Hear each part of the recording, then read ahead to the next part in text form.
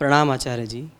आज शिविर में कथा पढ़ी जिसका शीर्षक था नारद का माया दर्शन, जिसमें ये निष्कर्ष बताया गया है कि हमारी सारी जागृत अनुभूतियाँ माया द्वारा रचित भ्रांतियाँ मात्र हैं। अपने जीवन को देखता हूँ तो माया का प्रभाव हावी दिखता है। माया से हमारा मन भ्रमित क्यों रहता है? जब माया काम, लोभ आदि जगाती है तो इन्हें देखते हुए भी उचित व्यवहार क्यों नहीं हो पाता?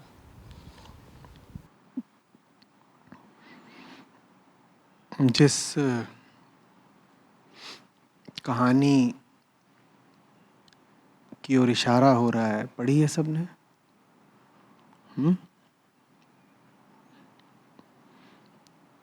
तो श्री कृष्ण हैं और नारद महाराज हैं। और गए हैं किसी नदी किनारे, और नारद मुनि जिज्ञासा करते हैं कि ये माया वस्तु क्या है, कुछ बताएं। तो श्री हरि कहते हैं, अच्छा ऐसा करो, मेरे लिए थोड़ा सा पानी ले आ दो। और उनको कुछ लोटा, कमंडल, पात्र कुछ देकर भेजते हैं कि जाओ वही पानी लाओ। वो पानी लेने जाते हैं, इतने में उनको एक सुंदर युवती मिल जाती है। उनका प्रेम प्रसंग छिड़ जाता है, शादी ब्याह हो जाता है, बच्चे हो जाते हैं। बड़ा राग रंग है, बड़ी मोह माया है। वही नदी किनारे वो सब घर बसा कर रहने लगते हैं। 10-12 साल बीत जाते हैं। फिर एक दिन बाढ़ आती है, सब बहा कर ले जाती है। नदी वगैरह पार कर रहे होते हैं, सब बह जाता है। अकेले बचते हैं मुनि महाराज। तो माथा पकड़ के रो रहे होते हैं। पीछे से श्री कृष्ण आते हैं, कहते हैं आधा घंटा हो गया, इतनी देर में पानी नहीं मिला तुम्हें? पानी लाने भेजा था। तो ये चौंकते, बोलते हैं आधा ही घंटा हुआ, मैंने तो 12 साल बिता दिए, जीवन के सब अनुभव कराया। और फिर इन्हें यकायक समझ आता है कि यही तो माया है, जहाँ कुछ नहीं वहाँ लगता है बहुत कुछ है। और अपने ही अनुभव, अपना मन, अपनी इंद्रियां, अपनी दृष्टि, अपनी भावनाएं सब गवाही देते हैं कि बहुत कुछ है, और जो कुछ है वो बड़ा महत्वपूर्ण है, बड़ा असली है, मुद्दा गंभीर है। अरे भाई, बाढ़ आई है, पूरा खानदान बहा जा रहा है, 3-3 बच्चे हैं अपने, पत्नी कितनी सुंदर है, वैसा रूप लावण्य कभी देखा नहीं पहले। और इस पूरे खेल में भूला कौन हुआ है? जिसने भेजा था पानी लाने, वो बिल्कुल भूल गए। हरि मुरारी की कोई सुध नहीं। पत्नी मिल गई, संसार बसा लिया, सब बढ़िया हो गया, लेकिन जैसे वो बसा था संसार, वैसे ही फिर बह भी गया। यही माया है। प्रश्न क्या पूछा भाई?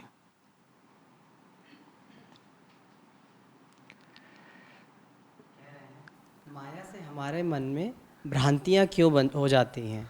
जब माया काम, लोभ आदि जगाती है तो देखते हुए भी उचित व्यवहार क्यों नहीं कर पाते? किनका प्रश्न है? माया से भ्रांतियां क्यों हो जाती हैं? प्रश्न को देखो ना, जब माया में होते हो तब थोड़े ही दिखाई देता है कि वो माया है। कह रहे हैं कि जब माया होती है तो उस वक्त ये सब क्यों छा जाते हैं, काम, क्रोध, लोभ, मोह, सब जानते हुए भी कि मायावी है, उससे छूट क्यों नहीं पाते, सही कर्म क्यों नहीं कर पाते? अरे नहीं जानते भाई कि मायावी है, नहीं जानते। उस वक्त यही लगता है कि असली है, बाद में भले कह दो मायावी है। और एक बात का ख्याल रखना, यहाँ खेल के भीतर खेल होता है।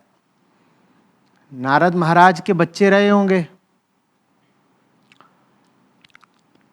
वो रस्सी को सांप समझ के डरते होंगे, तो नारद मुनि पिता जैसी गुरु गंभीरता लेकर के उनसे क्या कहते रहे होंगे, अरे बच्चों तुम तो नाहक ही डर रहे हो, ये सांप है ही नहीं, ये तो रस्सी मात्र है, इसी को तो माया कहते हैं, देखो मुझे देखो, मैं माया को पकड़ लेता हूं, मैं बाप हूं ना तुम्हारा। जो माया के भीतर होते हैं उन्हें भी तुम्हारी तरह यही ख्याल होता है कि मुझे तो माया समझ में आ रही है, वो दूसरों के लिए समझ में आती है। नारद मुनि को भी अपने छोटे बच्चों के लिए माया समझ में आती होगी कि मेरा छोटा बच्चा है, वो परछाई को भूत समझ के घबरा जाता है, खंभे को इंसान समझ लेता है, सपने में चौंक जाता है, रोने लग जाता है। तब कहते रहे होंगे अपनी पत्नी श्री से, देख रहे हो ये छोटे छोटे बच्चे कैसे माया के फेर में आ जाते हैं, पर मैं तो मुनि हूं, मैं तो खूब समझता हूं माया को। आप जब समझते भी हैं कि आप समझते हैं, आप तब भी भूल में हैं कि आप समझते हैं, बल्कि नासमझी के भीतर समझने का ख्याल आपकी नासमझी को और पुख्ता कर देता है। जब बाप को बड़ा विश्वास हो जाता है कि उसने बेटे की नासमझी को पकड़ लिया, तो उसे इतना ही विश्वास नहीं होता कि उसने बेटे को नासमझ जान लिया, उसे साथ ही साथ ये विश्वास भी गहरा जाता है कि वो स्वयं बड़ा समझदार है। मैंने अपने बेटे की नासमझी पकड़ ली, इसका मतलब मैं कौन? इस पूरे मायावी वृतांत के भीतर 12 वर्षों में नारद मुनि को न जाने कितनी बार लगा होगा कि बीवी नासमझ है। कहते होंगे, अरे प्रिय, ओ भार्य, तू क्यों इतना मोह करती है इन बच्चों से, ये मोह तो बस माया है। और खूब इतराते रहे होंगे अपने ऊपर कि मुझे देखो, मैं तो बड़ा तपस्वी संयमी हूं, ये तो स्त्री ठहरी ज्यादा मोह माया में बंध जाती है, मैं थोड़ी बंधता हूं। जिनको ये विचार आ रहा है कि उन्होंने माया पकड़ ली, उनके ऊपर माया बहुत हंसती है, वो माया के चुनिंदा और पसंदीदा शिकार होते हैं। तो ये सवाल तो कोई करे ही नहीं कि आचार्य जी मुझे साफ दिखाई देता है कि माया है, मैं फिर भी उसमें फंस क्यों जाता हूं। तुम्हें कुछ नहीं दिखाई देता। दिखाई देने के लिए उनका साथ चाहिए जिनको नारद पीछे छोड़ आए थे।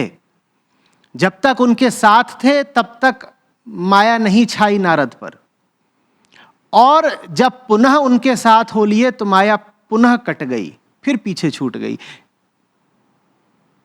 बाकी तुम अपनी बुद्धि अनुसार, अपने अनुमान अनुसार, अपने निष्कर्ष अनुसार उड़ाते रहो पतंगे कि हमने तो आसमान फतह कर लिया, कुछ होने नहीं वाला। माया को जीतने का तो एक ही तरीका है, उसके पास हो जाओ जिसके पास माया फटकती नहीं। तुम्हारे पास तो खूब फटकेगी। जहां तुम अकेले हुए कि उसके मुंह में लार ही आ जाती है कि मिल गया फिर से एक और अकेला भटकता छौना।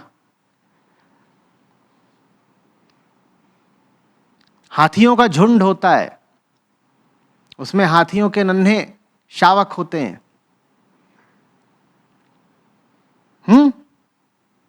और शेर जानते हो ना, सिंह, बाघ नहीं, सिंह भी समूह में शिकार करते हैं। बाघ अकेला चलता है, ये जो शेर होते हैं ये 5, 7, 10 चलते हैं।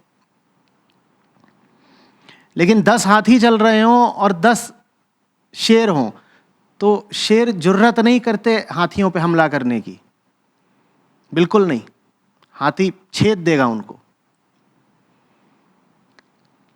लेकिन यही हाथी के बच्चे को अकेला पा जाए शेर, तो होगा हाथी का बच्चा, लेकिन है तो बच्चा ही। और शेर कितने हैं? 10। शेरों की दावत हो जाती है उस दिन। बात समझ में आ रही है? वो मां है, वो बाप है, वो विराट है, वो हाथियों का हाथी है। उससे जरा सा दूर होगे नहीं कि तुम्हारा तत्क्षण शिकार हो जाएगा। और कभी कभार अगर हाथी का बच्चा बच भी जाता है तो फिर कैसे बचता है? कि भाग के आता है, जोर से चिल्लाता है। कभी तो वो स्वयं ही भाग करके झुंड के पास वापस आ जाता है तो बच जाता है, और कभी इतनी जोर से आर्तनाद करता है कि बाकी हाथियों को पता चल जाता है कि लड़का मुश्किल में है, तो वो जाते हैं पास में और शेरों को भगा देते हैं। और कोई तरीका नहीं है। आपका प्रश्न ही बड़ा निर्मूल है। आप कहें कि हम कैसे पता करें कि अभी हम माया के चक्कर में हैं कि नहीं हैं? आप नहीं पता कर सकते साहब। आप बस इतना कर सकते हो, जैसा मैंने कहा, कि आप उसके साथ हो लो जिसके पास माया फटकती नहीं। उससे दूर हुए तो आपकी कोई चतुराई आपको बचा नहीं पाएगी। आप लगा लो जितनी जुगत लगा सकते हो, आपकी हर जुगत पर देवी जी ही सवार हैं।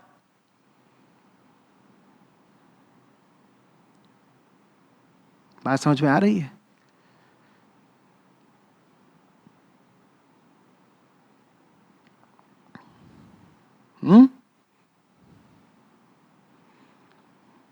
बेहोशी में तो सब खबरदार हो जाते हैं। और दिक्कत यह है कि आपको जब भी आगाह किया गया है, सावधान किया गया है, तो बेहोशी के खिलाफ किया गया है। यही कहा गया है ना, बेहोशी से बचना, सतर्क रहना, सचेत रहना, सजग रहना, जागृत रहना। यही कहा गया है ना।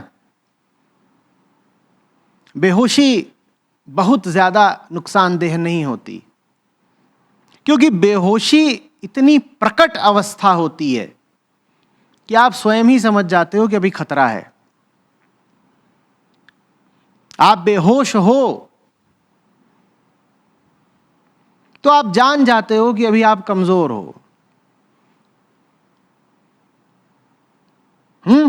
ये आपके दुर्बलता के पल हैं। और जो जान गया कि वो अभी दुर्बल है, वो कुछ ना कुछ इंतजाम कर लेगा। वो किसी का सहारा ले लेगा, वो कोई कवच ढूंढ लेगा। आपका ज्यादा से ज्यादा और बड़े से बड़ा नुकसान आपकी बेहोशी में नहीं होता। आप गहरी और प्राणघातक चोट खाते हो अपनी होशमंदी में। जब आपको लग रहा होता है कि आप बेवकूफ बन रहे हो और बेवकूफियां कर रहे हो, तब आपका नुकसान होगा भी तो थोड़ा बहुत होगा, क्योंकि आपको पता है कि आप बेवकूफ बन रहे हो और बेवकूफियां कर रहे हो। आदमी अपनी जिंदगी बर्बाद कर लेता है उन पलों में जब उसे लगता है कि वो तो बड़ा होशियार है, बड़ा चतुर है और बिल्कुल ठीक काम कर रहा है।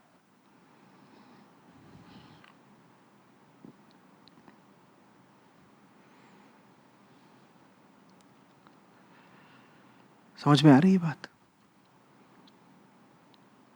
जो तुम्हारी बेहोशी के पल हैं, अगर उनके प्रति सचेत रहते हो तो उससे 10 गुना ज्यादा सचेत रहो उन मौकों के प्रति, उन घटनाओं के प्रति, उन पलों के प्रति जब तुम्हें लगता है कि तुम बड़े होशमंद हो, बड़े जागृत हो, बड़े सचेत हो। तब पड़ती है मार, बहुत मोटी मार पड़ती है। ठीक तब जब तुम्हें जरा भी अंदेशा नहीं होता कि मार खाने वाले हो। माया भी कोई छोटी मोटी खिलाड़न थोड़े ही है। बेहोशों को छोड़ देती है। वो कहती है तो पहले ही गिरा हुआ है, इसको क्या गिराएं। शू, वो भी पसंद करती है उनका शिकार करना जिनका दावा होता है होश का। वो कहती आप आइए। अब मिला कोई बांका पट्टा, अब मिला कोई जो बड़े विश्वास के साथ छाती ठोक के खड़ा हुआ है कि हम जागृत हैं, हमें होश है। माया कहती हम तुम्हारा शिकार करेंगे, और ऐसा शिकार करेंगे तुम्हारा कि तुम्हें पता भी नहीं चलेगा तुम शिकार हो गए। कैसा रहेगा? साल दर साल, दशक दर दशक, जन्म दर जन्म बीतते जाएंगे और तुम्हें पता भी नहीं होगा कि तुम्हारा शिकार हो गया है, तुम्हारा शिकार चल रहा है। कैसा रहेगा ये शिकार? ऐसी शिकारी है वो। आप अपनी समझ से बड़े होशियार बने बैठे हैं, वो पीछे से आपका कबाब बना रही है।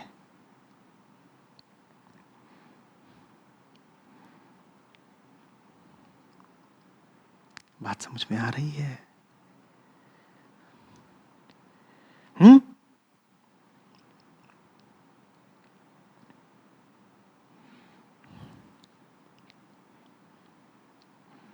इसीलिए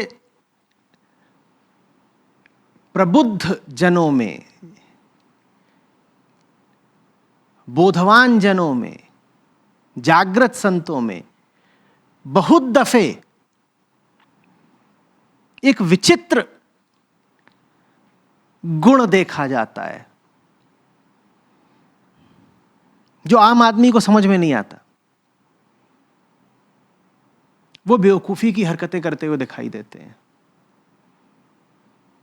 उनकी बहुत सारी आदतें और हरकतें और कर्म ऐसे होते हैं कि आम आदमी उन्हें देखता है तो कहता है ये पागल है क्या, ये कर क्या रहा है।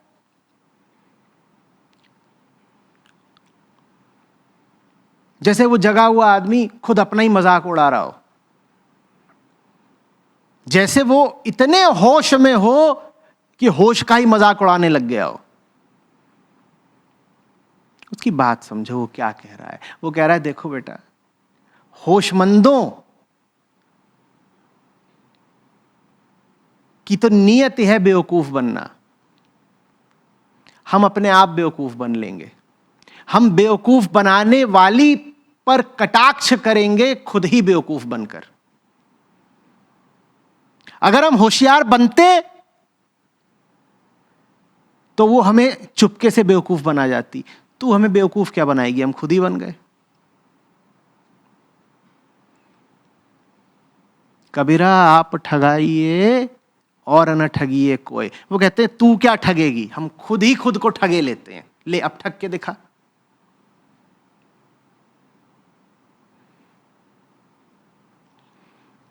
यहां का रिवाज ही कुछ ऐसा है। जो कोशिश करते हैं खुद को बचाने की, वो ऐसा लुटते हैं कि अपना माल क्या, अपना नाम भी फिर ढूंढ नहीं पाते। और जो खुद ही खुद को लुटा देते हैं वो खिलाड़ी हो जाते हैं, विजेता हो जाते हैं, नायक हो जाते हैं, कतई चैंपियन।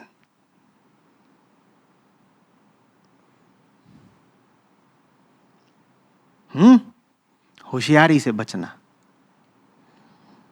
सबसे ज्यादा सतर्क तब रहना जब तुम्हें लगे कि कोई खतरा नहीं है। सबसे ज्यादा सचेत तब हो जाना जब तुम्हें लगे कि तुम्हें सब पता है और सब जानते हो।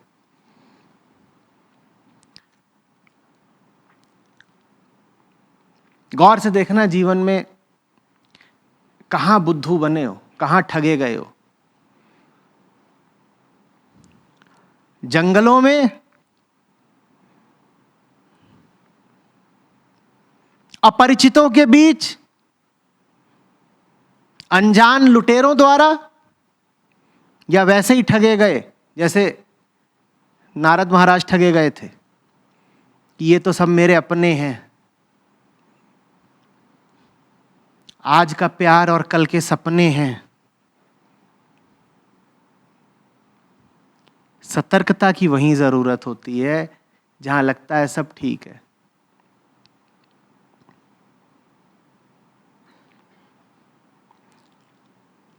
जिन्हें पता चल गया सब ठीक नहीं है वो तो अस्पताल पहुंच जाते हैं, उनके बचने की संभावना बढ़ जाती है। मारे वो जाते हैं जिन्हें लग रहा होता है सब ठीक है, उनको रात में सोते सोते आते हैं दिल के दौरे और वो साफ हो जाते हैं। साफ होते होते भी क्या बुदबुदा रहे होते हैं, सब बढ़िया है।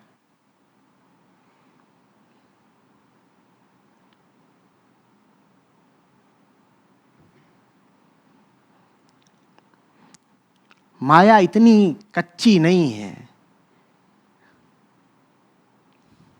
कि तुम्हें बता के तुम पे वार करेगी। वो तुम्हें वहां पकड़ती है जहां तुम्हें जरा भी अंदाज नहीं होता, अंदेशा नहीं होता, शक नहीं होता। जहां तुम्हें लग रहा होता है कि यहां तो कोई खतरा नहीं, सब बढ़िया है, वहीं वो बैठी होती है।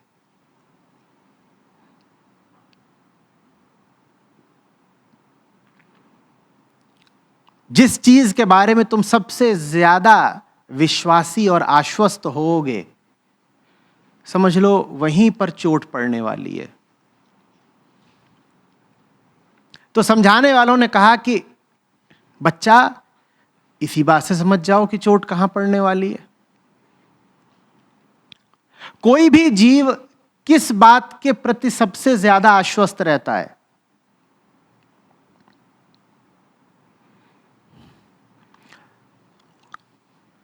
तुमसे कह दिया जाए कि वहां दरवाजे के बाहर कोई नहीं खड़ा है, तुम मान लोगे? दूर की बात है, तुम कहोगे नहीं, हमें बिल्कुल कोई आश्वस्ति नहीं है कि कोई वहां खड़ा ही है।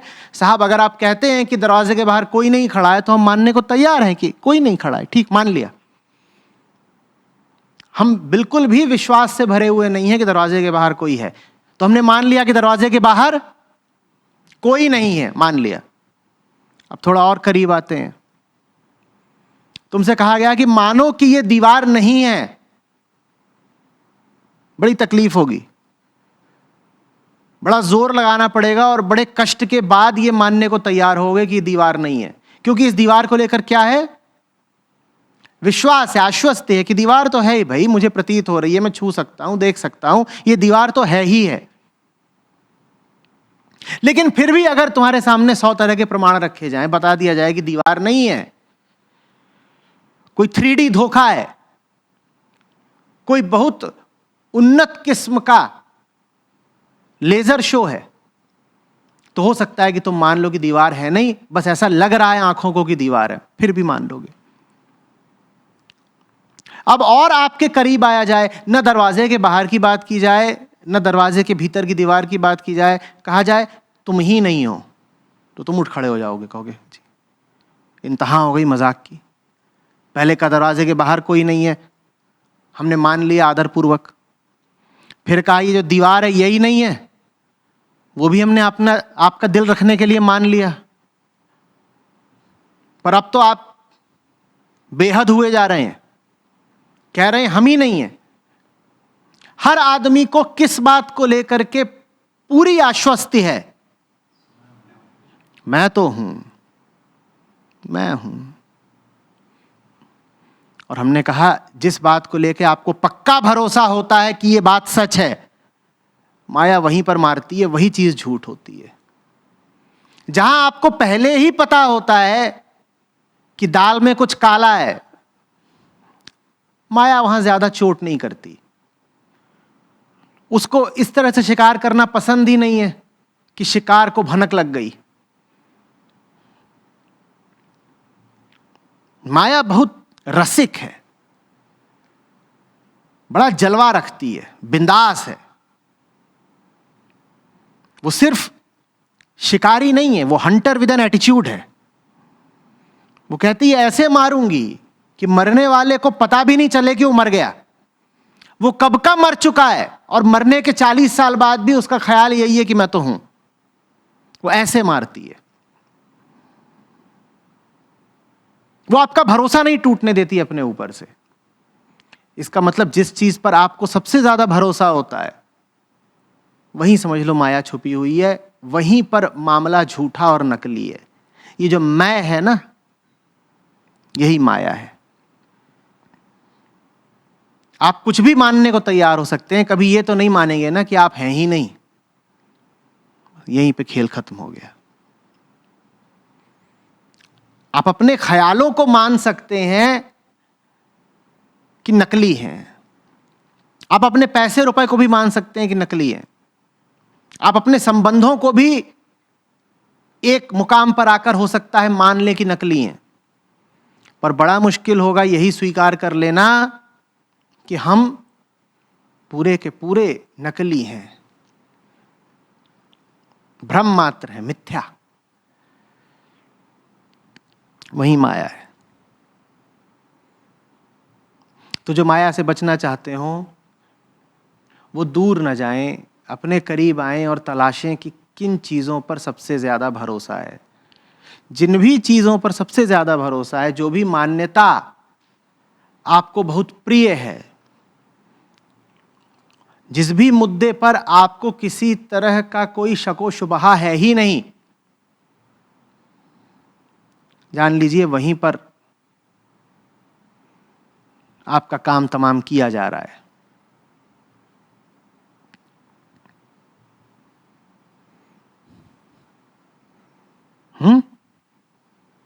इसीलिए माया को बहुत पसंद आते हैं आत्मविश्वासी लोग, कॉन्फिडेंट लोग। नहीं साहब, हमें तो पता है, हमें पूरा विश्वास है, हम बड़े कॉन्फिडेंस के साथ कुछ बातें जानते हैं, कुछ बातों में यकीन करते हैं। तो कहते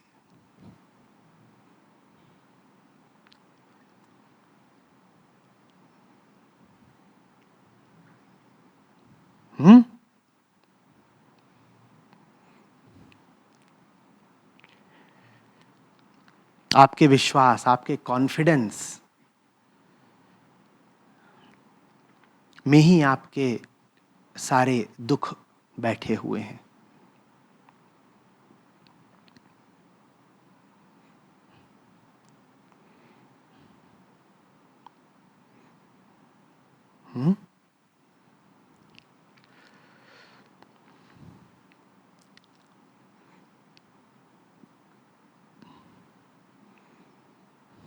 मैं के बाद जो दूसरा नन्हा सा शब्द है जो आदमी को कहीं नहीं छोड़ता, वो क्या है?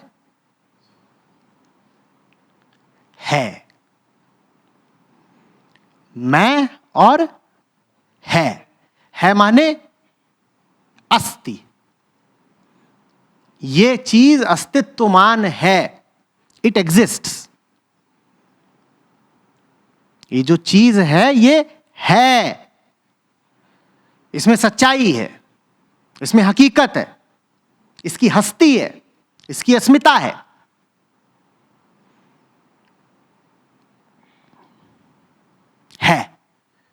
और जहां मैं वहां है। मैं कहा जाता है स्वयं के लिए और है कहा जाता है संसार के लिए। मैं और है साथ साथ चलते हैं।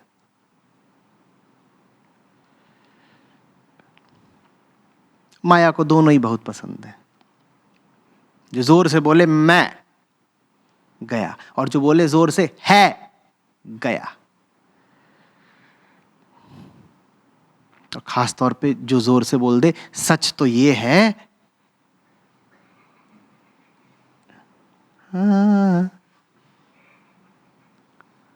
राम से बंधुओं की वो रूमानी धुन याद है ना? गया।